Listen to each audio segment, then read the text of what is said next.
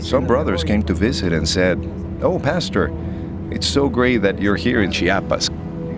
Can you help us? Because our family is in jail. Their crime is believing the gospel." In seminary, they did not prepare us to defend people in court. All I can do was pray for them.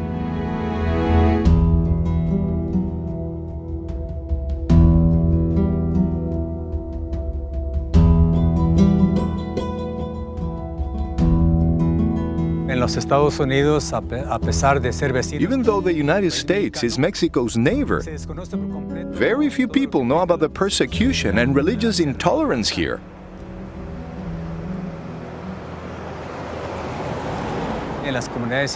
In these indigenous communities, the persecutors are the ones who have the political and economic control. They mix pagan traditions with pre-Columbian beliefs.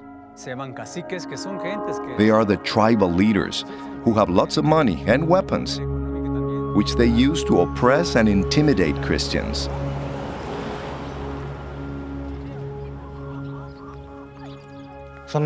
They are Mayan Indian traditionalists in Chiapas, and they do not want to hear the word of God. They threw me in jail for being an evangelical Christian and preaching the word of God. They beat me, bludgeoned me, and almost killed me in jail.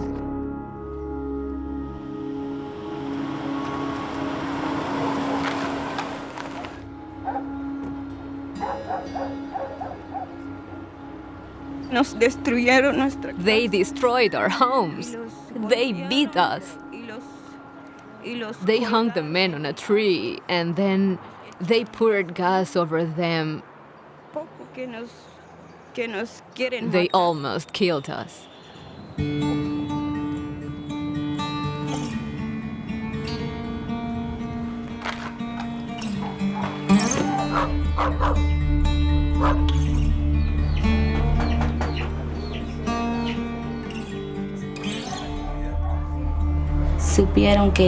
The tribal leaders found out that we had become Christian converts, and a large group of people got together armed with guns, machetes, clubs, and anything they could find. They broke down my uncle's door, and I was inside trembling. They killed my uncle. They shot him in the head, and they beat and raped me. I overheard them saying, "She's dead, just leave her there." Then I went home to see if my dad was still alive.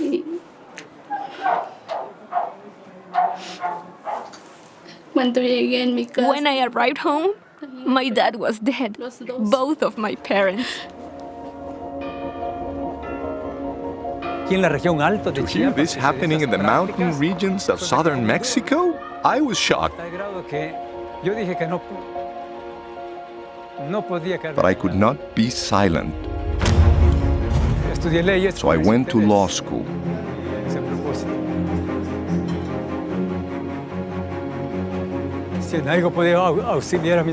If there was any way I could help my brothers and sisters, it would be well worth it, because having the legal tools and the ability to defend them, and to not do so, would be like acting as an accomplice with the persecutors.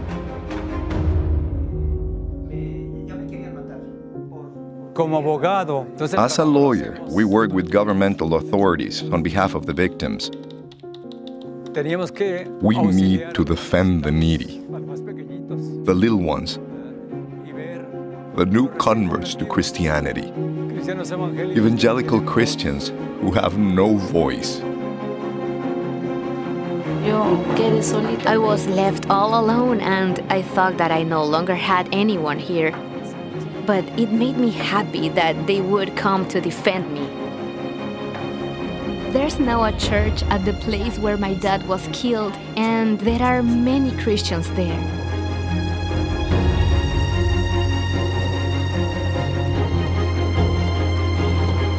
Pastor Abdias has always been there to defend us. It has made us feel a lot better to know there's someone out there that is willing to help.